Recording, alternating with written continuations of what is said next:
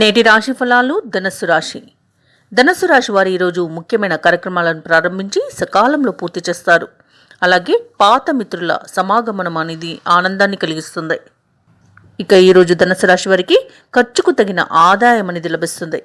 స్థిరాస్తి వివాదాల్లో చిక్కుకొని ఎవరైతే బాధపడుతున్నారో వివాదాలకు రాజీ చేసుకుంటారు. ఇక వ్యాపారస్తులు ఎవరైతే ఉన్నారో వ్యాపారస్తులకు నూతన ప్రోత్సాహకాలు అనేవి అందుతాయి. ఇక ధనస్సు రాశి వారు ఎవరైతే నిరుద్యోగులు ఉన్నారో వారు ఉద్యోగ యత్నం చేస్తున్నట్లయితే వారి కలలు సాకారం అవుతాయి. ఇక ధనస్సు రాశి వారు వివాహ విషయంలో శుభవార్తలను అందుకుంటారు. అలాగే ఈరోజు పెద్దల ఆశీర్వాదంతో ప్రతి పనిని విజయవంతంగా పూర్తి చేస్తారు. ఈరోజు ధనస్సు రాశి వారికి సంపూర్ణమైన ఆరోగ్యం సిద్ధిస్తుంది. ఎవరైతే విదేశీయానం చేయాలనుకుంటున్నారో వారికి ఉన్న అడ్డంకులు తొలగిపోతాయి. ఇక ఈరోజు మొత్తంగా చూసుకుంటే ధాన్యాభివృద్ధి అనేది కలుగుతుంది. ఇక బ్యాంక్ లోన్స్ కోసం ఎవరైతే చూస్తున్నారో వారికి ఈరోజు సత్ఫలితాలు అనేవి లభిస్తాయి. ఇక శుభవార్తలను అందుకుంటారు.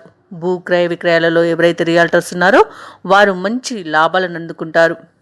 ఇక ఎవరైతే పెట్టుబడులు పెడుతున్నారో వారు పెట్టుబడులలో లాభాలను పొందుతారు.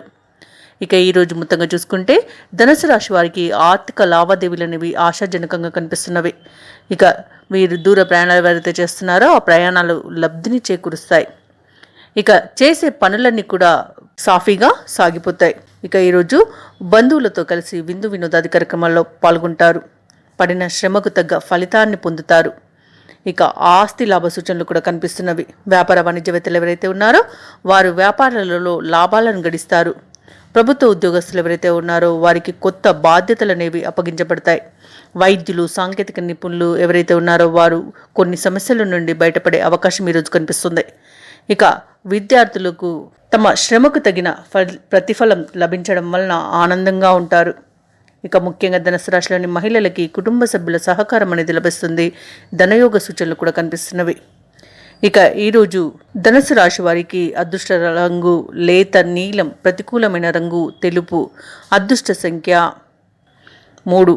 ఈరోజు ధనుసు రాశి వారు శ్రీ వెంకటేశ్వర శతనామావళి పఠనం చేయడం వలన మంచి శుభ ఫలితాలను పొందుతారు.